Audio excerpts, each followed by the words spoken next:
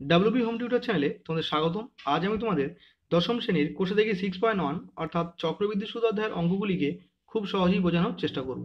তো যারা এখনো আমার আগের পার্ট দেখোনি, এই ভিডিওর নিচে ডিসক্রিপশন বক্স থেকে তোমরা আগের পার্ট দেখে নিতে পারো, কিংবা চ্যানেলের প্লেলিস্ট সেকশনে গিয়ে সেখান থেকেও তোমরা আগের পার্ট দেখে নিতে পারো। তো আমি আগের পার্টে 11 পর্যন্ত অঙ্কগুলিকে খুব সহজেই বুঝিয়েছিলাম। তাহলে এখন 12 অঙ্ক কি বলছে দেখো। বার্ষিক 9% সুদের হারে কিছু টাকার 2 বছরের চক্রবৃদ্ধি সুদ ও সরল সুদের অন্তর 129.60 টাকা হলে ওই টাকার পরিমাণ হিসাব করে লিখি। দেখো তাহলে অঙ্কটিতে আর এর মান কত দেওয়া আছে? 9%। এন এর মান অর্থাৎ সময় কত দেওয়া আছে? 2 বছর। আর কি দেওয়া আছে? চক্রবৃদ্ধি সুদ ও সরল সুদের অন্তর। অন্তর মানে কি? বিয়োগফল। তাহলে চক্রবৃদ্ধি সুদ ও সরল সুদের বিয়োগফলের মান কত দেওয়া আছে? 129.60 টাকা।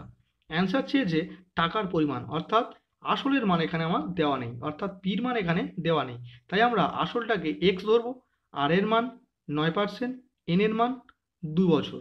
তাহলে এই এক্স, 9 আর 2 বছর, এই তিনটি রাশি দিয়ে আমরা চক্রবৃদ্ধি সুদ নির্ণয় করব, আবার সরল সুদ নির্ণয় করব, তারপর এদের আমি বিয়োগফল নির্ণয় করব।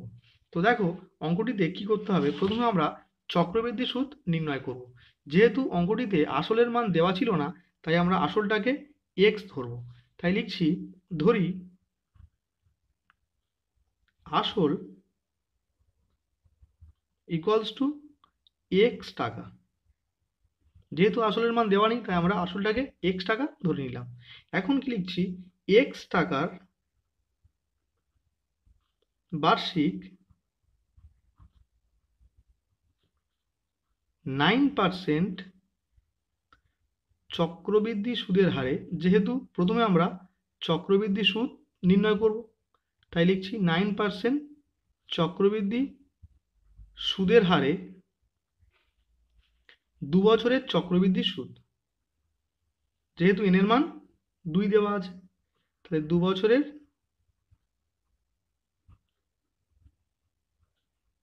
চক্রবৃদ্ধি সুদ।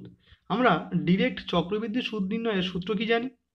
P into 1 plus R by 100 whole to the power n minus 1। তাহলে যেখানে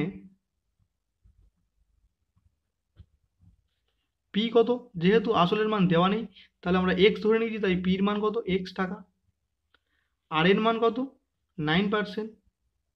আর এন অর্থাৎ সময় কত দেওয়া আছে? 2 বছর, তাই এনের জায়গায় আমি 2 বছরকে লিখলাম। এখন যদি আমি পি, আর এবং এন এর ভ্যালু এখানে পুট করি, তাহলে কি হচ্ছে দেখো। পির জায়গায় এক্স, 1 প্লাস আর এর মান কত? 9, তাহলে 9 divided by 100 whole to the power n, অর্থাৎ কত? 2 মাইনাস 1। এখন এক্স ইন্টু, দেখো এখানে কি হচ্ছে? 100 লসাগু হচ্ছে, 100 এককে 100 প্লাস 100 100 মিলে গেলে উপরে 9 আছে, বসে গেল, হোল স্কোয়ার মাইনাস 1। যেহেতু এক্সটা পুরোটার সঙ্গে গুণ, তাই এটাকে আমরা দ্বিতীয় বন্ধনীর মধ্যে রাখলাম। এখন দেখো উপরে হচ্ছে কত? 100 সঙ্গে 9 যোগ করলে কি হবে? 109 ডিভাইডেড বাই নিচে হচ্ছে কত? 100 হোল স্কোয়ার মাইনাস 1। এখন এক্স, দেখো 100 হোল স্কোয়ার, 100 হোল স্কোয়ার করলে কি হবে? একের পরে 4টে শূন্য হবে। আর 109 হোল স্কোয়ার অর্থাৎ কি? 109কে আমরা দুবার গুণ করব। তাহলে দেখো 109কে দুবার গুণ করা আমি আগের ভিডিওতে খুব সহজেই বুঝিয়েছিলাম। তাও দেখে নাও, এখানে 9 9 81 যেমন ছিল আমরা বসিয়ে রাখবো। এখন 10 আর 10কে গুণ করব, 10 10কে 100, আর এই 9 আর 9কে যোগ করে দেবো। তাহলে 100 যোগ 9 আর 9 18, তাহলে 118। তাহলে 109কে দুবার গুণ করলে আমরা কি পাবো? 11881 মাইনাস 1। এক্স ইন্টু, দেখো এখানে লসাগু কি হবে? 10,000। যদি 10,000 লসাগু হয়, তাহলে এটা মিলে গেলে উপরে কে বসে থাকবে? 11881 মাইনাস 10,000 এককে 10,000। তাহলে এক্স ইন্টু, বিয়োগ করলে কি থাকবে? 1881 ডিভাইডেড বাই 10,000। দেখো কোনো সংখ্যার সঙ্গে এক্স গুণ করলে কি হয়? সেই সংখ্যাটি বসে যায় আর পাশে এক্স বসে যায়। তাহলে 1881 ডিভাইডেড বাই 10,000 এক্স, এটা আমরা কি পেলাম? চক্রবৃদ্ধি সুদ। এখন আমরা সরল সুদ নির্ণয় করব, কারণ যেহেতু আমার চক্রবৃদ্ধি সুদ ও সরল সুদের অন্তরের মান দেওয়া আছে, তাই লিখছি এক্স টাকার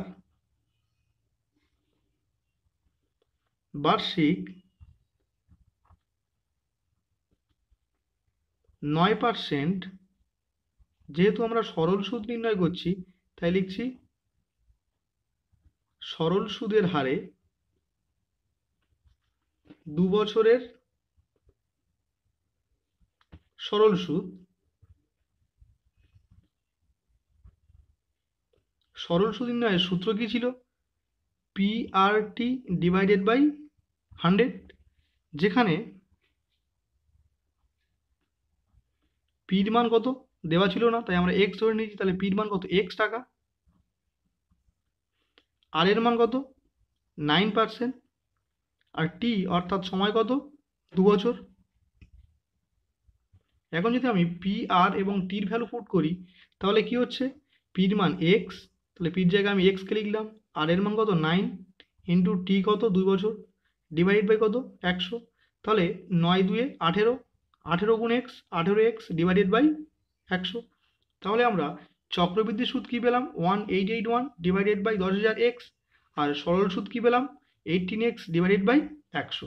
যেহেতু আমার বলে দেওয়া আছে চক্রবৃদ্ধি সুদ ও সরল সুদের অন্তর 129.60 টাকা, তাই লিখছি শর্তানুসারে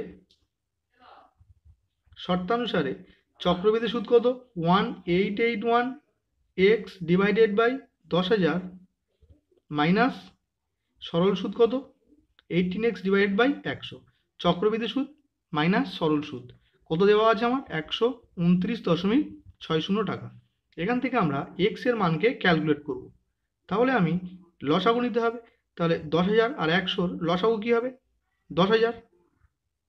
তাহলে 10,000 10,000 যদি মিলে যায় তাহলে উপরে কে পড়ে থাকবে? 1881x মাইনাস 100 যদি এখান থেকে বাদ দিই তাহলে এখানে আরো 100 পড়ে থাকবে। তাহলে 18-র সঙ্গে 100 গুণ করলে কি হবে? 1800 এক্স ইকুয়ালস টু, এদিকে দেখো 129.60কে আমি কি লিখতে পারি? 129.60কে ডিভাইডেড বাই দশমিক তুললে দশমিকের জন্য একটা 1 আর দুটো সংখ্যার জন্য দুটো 0। এখন আমি উভয় দিক থেকে দুটো করে 0 কাটতে পারি। তাহলে এখানে কে পড়ে থাকছে? বিয়োগ করলে কত থাকবে? 81x ডিভাইডেড বাই কত? 100 ইকুয়ালস টু, এখানে কি ছিল? 12960 ডিভাইড বাই কত? 1। এখন আমরা কোনাকুনি গুণ করতে পারি। তাহলে 81x ইন্টু 1 গুণ করলে কি হবে? 81। তাহলে 81x ইকুয়ালস টু 12, 96 শূন্যের সঙ্গে 100 গুণ করলে আমরা কি পাবো? 12960 সঙ্গে আরও দুটো শূন্য অ্যাড হয়ে যাবে। এখান থেকে আমার এক্স এর মান নির্ণয় করতে হবে। তাহলে এক্স সমান সমান কি হবে? 1296000 ডিভাইডেড বাই কত হবে? 81। এখন আমরা 81কে দিয়ে যদি 1296কে ভাগ করি তাহলে কি পাবো? দেখো 1296কে ভাগ, তাহলে 81 দিয়ে 1 যাবে, 81 1কে 81, কত হচ্ছে? 8। 8 আছে কয় 10 12, 4 10 12, 6, 6 দিয়ে খাওয়ালে মিলে যাচ্ছে। তাহলে 81 দিয়ে 1296কে কাটলে অ্যান্সার কত হচ্ছে আমার? 16। তাহলে আমি এর সঙ্গে কেটে কি লিখতে পারি? 16। আর যেহেতু 3টে শূন্য পড়ে আছে আমরা পাশে 3টে শূন্য অ্যাড করে দিলাম। তাহলে অতএব এক্স সমান কত হলো? 16,000 টাকা। তো এটাই আমার নির্ণীয় উত্তর, কারণ আমার আসলের মান চেয়েছে। আসলের মান কত হলো আমার? তাহলে 16,000 টাকা। তাহলে এটাই আমার নির্ণীয় অ্যান্সার। এখন 13 অঙ্ক কি বলছে দেখো, যদি বার্ষিক 10% হারে কিছু টাকার 3 বছরের চক্রবৃদ্ধি সুদ ও সরল সুদের অন্তর 930 টাকা হয়, তবে ওই টাকার পরিমাণ কত হিসাব করে লিখি। তাহলে অঙ্কটিতে আর এর মান কত দেওয়া আছে? 10%। আর সময়ের মান অর্থাৎ এন কত দেওয়া আছে? 3 বছর। আর কি দেওয়া আছে? চক্রবৃদ্ধি সুদ ও সরল সুদের অন্তর 930 টাকা। এর অর্থ কি? চক্রবৃদ্ধি সুদ ও সরল সুদের বিয়োগফলের মান কত দেওয়া আছে আমার? 930। অন্তরের অর্থ কি? বিয়োগফল। তাহলে যেহেতু অঙ্কটিতে আসলের মান দেওয়া নেই তাই আমরা আসলটাকে x টাকা ধরবো, ধরে নিয়ে আমরা চক্রবৃদ্ধি সুদ বের করব আর সরল সুদ বের করব। তাহলে প্রথমেই অঙ্কটিতে আমি কি লিখছি দেখো, যেহেতু অঙ্কটিতে আসলের মান দেওয়া ছিল না, তাই লিখছি ধরি নির্ণেয় আসল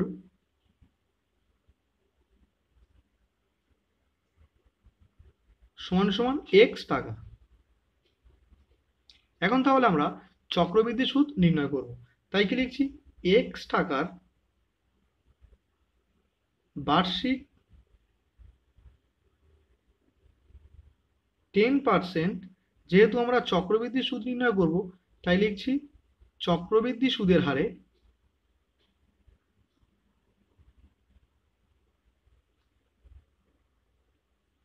3 বছরের, যেহেতু সময়ের মান কত দেওয়া আছে 3 বছর, তাই লিখছি 3 বছরের চক্রবৃদ্ধি সুদ।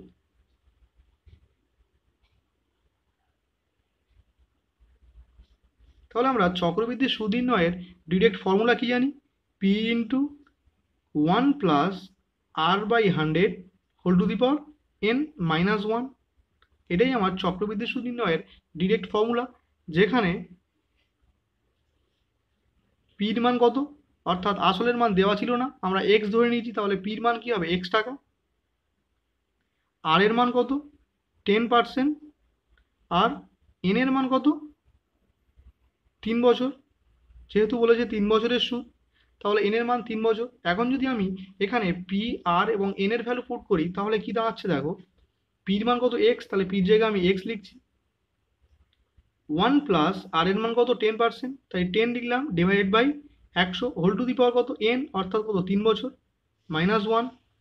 এখন আমি একটা করে শূন্য উপর নিচে কাটতে পারি। তাহলে এখানে কি হচ্ছে দেখো, এখানে লসাগু কি হচ্ছে 10, তাই 10 এককে 10 প্লাস 10 10 মিলে গেলে উপরে কে পড়ে থাকছে একটা 1, তাহলে 1 বসিয়ে রাখলাম, পুরোটার হোল কিউব -1। এখন এক্স ইন্টু 10 প্লাস 1 অর্থাৎ 11 ডিভাইডেড বাই 10 পুরোটার হোল কিউব -1। আর যেহেতু এক্স পুরোটার সঙ্গে গুণ ছিল, তাই আমরা দ্বিতীয় বন্ধনী দিয়ে দিলাম। এখন এক্স ইন্টু দেখো 11-র কিউব, 11-র কিউব অর্থাৎ কি 11কে 3 বার গুণ, 11কে 3 বার গুণ করলে আমরা কি পাই 1331, এটা তোমরা চাইলে মনে রাখতে পারো। আর 10-এর কিউব কত 1000, অর্থাৎ একের পরে 3টে শূন্য, -1। এখন এক্স ইন্টু এখানে লসাগু কি হচ্ছে আমার 1000, 1000 1000 মিলিয়ে গেলে উপরে কে পড়ে থাকছে 1331, মাইনাস 1000 এককে 1000। তাহলে আমরা এক্স ইন্টু বিয়োগ করলে কি পাবো 331 ডিভাইডেড বাই 1000। কোনো সংখ্যার সঙ্গে এক্স গুণ করলে আমরা কি লিখতে পারি, সেই সংখ্যাটি পাশে এক্স বসে যায়। তাহলে আমরা চক্রবৃদ্ধি সুদ কত পেলাম 331 ডিভাইডেড বাই 1000 এক্স। এখন আমরা সরল সুদ নির্ণয় করব, কারণ আমার অঙ্কটিতে চক্রবৃদ্ধি সুদ ও সরল সুদের অন্তরের মান দেওয়া ছিল। তাই কি লিখছি আবার, এক্স টাকার বার্ষিক 10%, যেহেতু আমরা সরল সুদ নির্ণয় করছি, তাই লিখছি সরল সুদের হারে 3 বছরের সরল সুদ।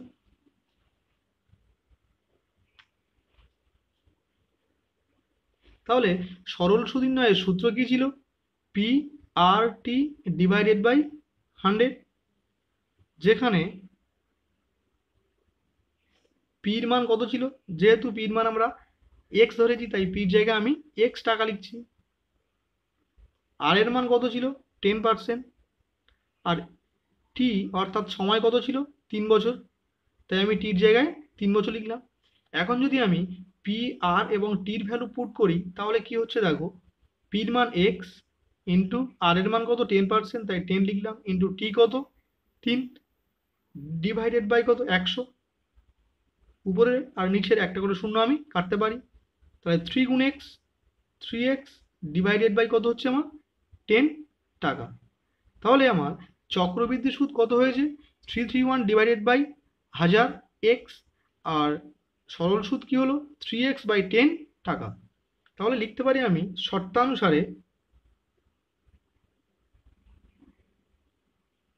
চক্রবৃদ্ধি সুদ অর্থাৎ 331 ডিভাইডেড বাই 1000 এক্স মাইনাস সরল সুদ অর্থাৎ 3x divided by 10 equals to 930।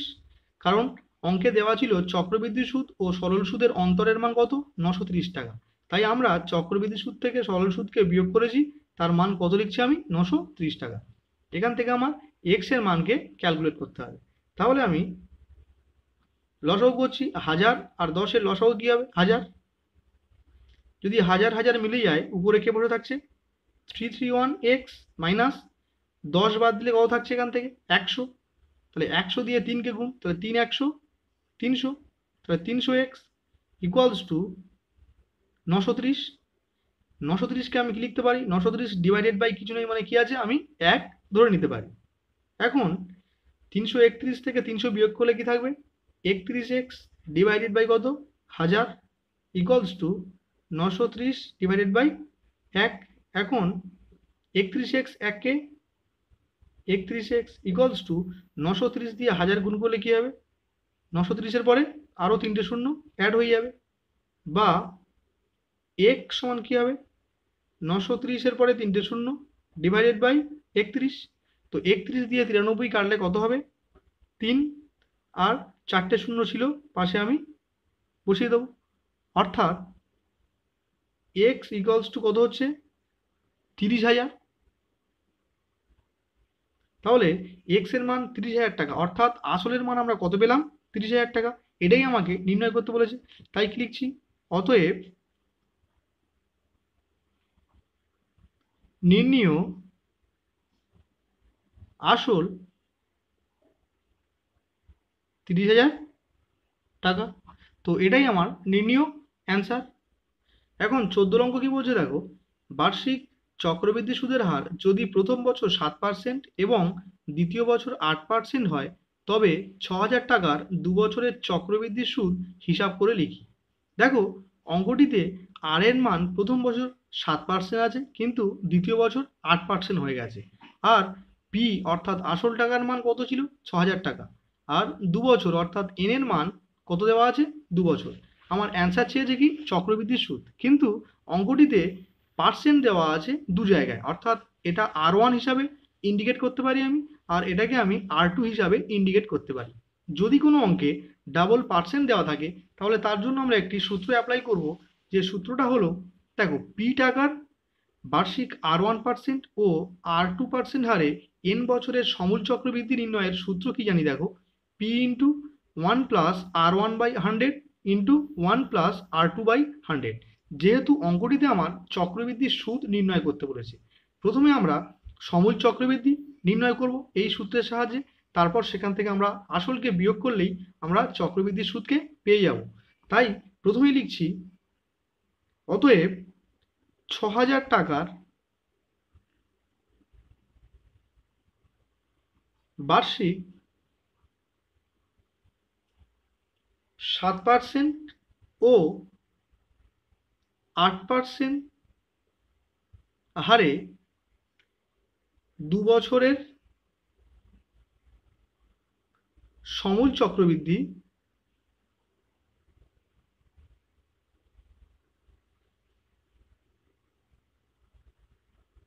তাহলে সূত্র কি ছিল, P into 1 plus R1 divided by 100 into 1 plus R2 divided by 100। তাহলে এটা ছিল আমার সমূল চক্রবৃদ্ধি নির্ণয়ের সূত্র, যেখানে পির মান কত ছিল, আসলের মান 6,000 টাকা, তাই পির জায়গায় আমি লিখছি 6,000 টাকা। আর R1 অর্থাৎ প্রথম বছর কত ছিল, 7%, তাই লিখছি 7%।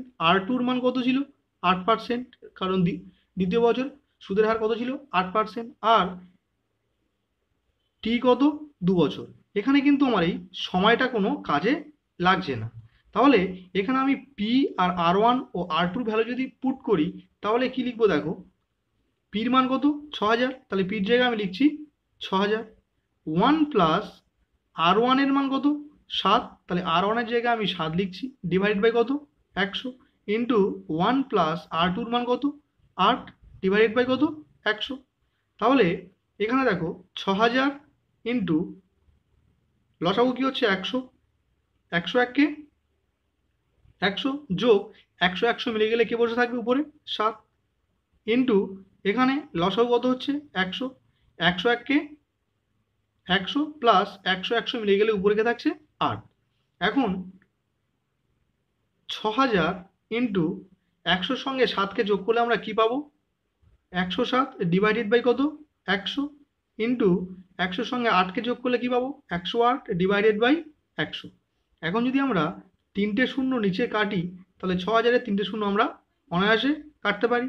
এখন 108কে দিয়ে 107কে গুণ, তার সাথে আমরা 6কে গুণ করব। তাহলে প্রথমে আমরা 108কে দিয়ে 107কে গুণ করে নিচ্ছি। তাহলে 108কে দিয়ে 107কে গুণ খুবই সহজেই আমরা করতে পারি। কিভাবে? প্রথমে আমরা 27 56 পুরোপুরি বসিয়ে দেব। এখন কি 10 10কে 100, 100-র সঙ্গে 8 আর সাথে যোগ করতে হবে। তাহলে 8 সাথে কত 15, তাহলে 100 যোগ 15 কত হবে 115। তাহলে 108কে 107 দিয়ে গুণ করলে আমরা কি পাচ্ছি 11556। তাহলে এর সঙ্গে এর গুণ করার পর যেটা অ্যান্সার হয়েছে তার সঙ্গে আমরা কত গুণ করব 6কে। তাহলে যদি আমরা 6 দিয়ে গুণ করি তাহলে কি লিখছি 6 6 36-এর 6 হাতে থাকে কত 3, 5 6 30, 30 আর 3 33-এর 3 হাতে থাকে কত 3, আবার 5 6 30, 30 আর 3 33, 33-এর 3 হাতে থাকে কত আবার 3, 6 1 6 আর 3 9 আর 6 1 6। তাহলে অ্যান্সার কি হলো আমার 69336 ডিভাইডেড বাই কত হবে, যেহেতু 10 আছে নিচেতে তাই আমি 10 লিখে রাখছি। এখন যেহেতু 10 দিয়ে ভাগ অর্থাৎ কি অ্যান্সারের এক ঘর আগে আমরা পয়েন্ট দেবো শেষের দিক থেকে। তাহলে 6933.6। তাহলে এটা আমার কি হলো সমূল চক্রবৃদ্ধি, কিন্তু আমার অ্যান্সার চেয়েছে কি চক্রবৃদ্ধির সুদ। তাহলে এই সমূল চক্রবৃদ্ধির মধ্যে কে কে কে লুকিয়ে আছে, আসল লুকিয়ে আছে আবার সুদ লুকিয়ে আছে। তাহলে এখান থেকে যদি আমরা আসলকে বিয়োগ করি তাহলেই আমরা কি পেয়ে যাব সুদ। তাই লিখছি অতএব নির্ণেয় চক্রবৃদ্ধি সুদ। তাহলে কি হবে সমূল চক্রবৃদ্ধি থেকে আসলকে বিয়োগ করতে হবে। তাহলে আসল কত ছিল 6000, তাহলে বিয়োগ করলে কি হচ্ছে দেখো এখানে যদি আমরা পয়েন্ট ধরে নিই আর এর থেকে কত বিয়োগ করবো 6000, অর্থাৎ 6000কে আমি কি লিখতে পারি 6000.0।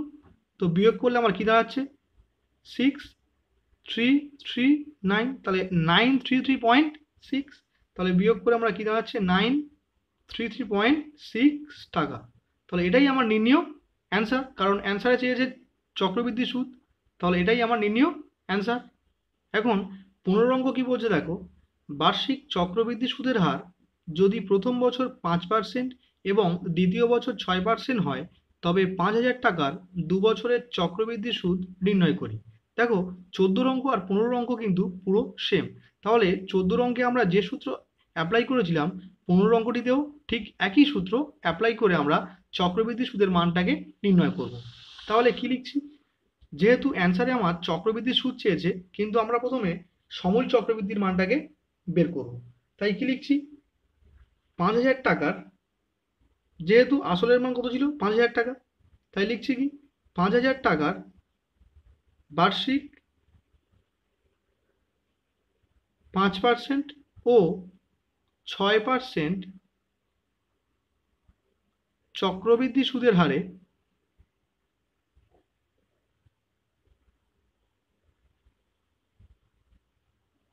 দু বছরের সমূল চক্রবৃদ্ধি